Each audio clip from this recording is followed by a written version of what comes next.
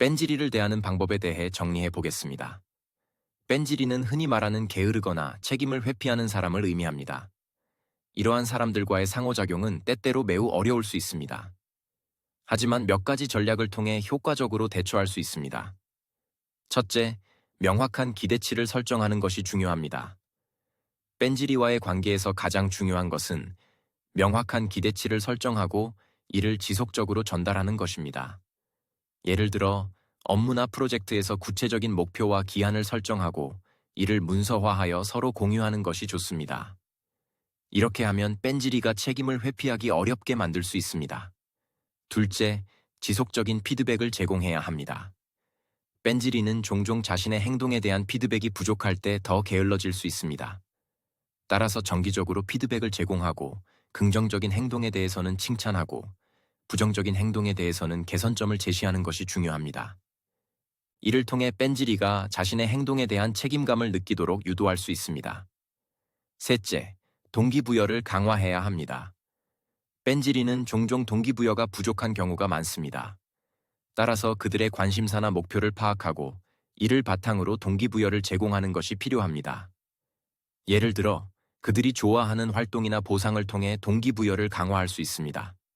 넷째, 협력과 팀워크를 강조해야 합니다.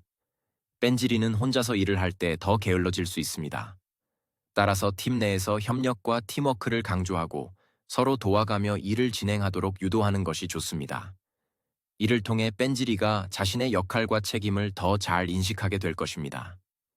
다섯째, 문제 해결 능력을 키워야 합니다. 뺀질이는 종종 문제 해결 능력이 부족하여 일을 미루거나 회피할 수 있습니다.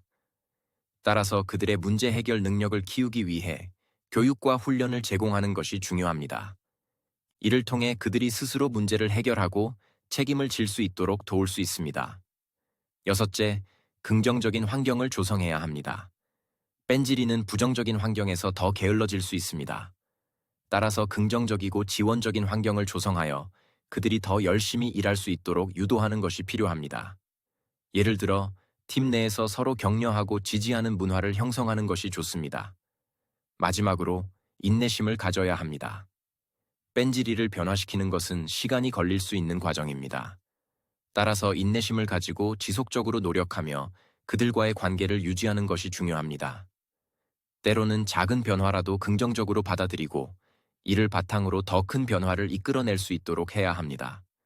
이러한 전략들을 통해 뺀질이를 효과적으로 대처할 수 있으며 그들과의 관계를 개선하고 더 나은 결과를 얻을 수 있을 것입니다.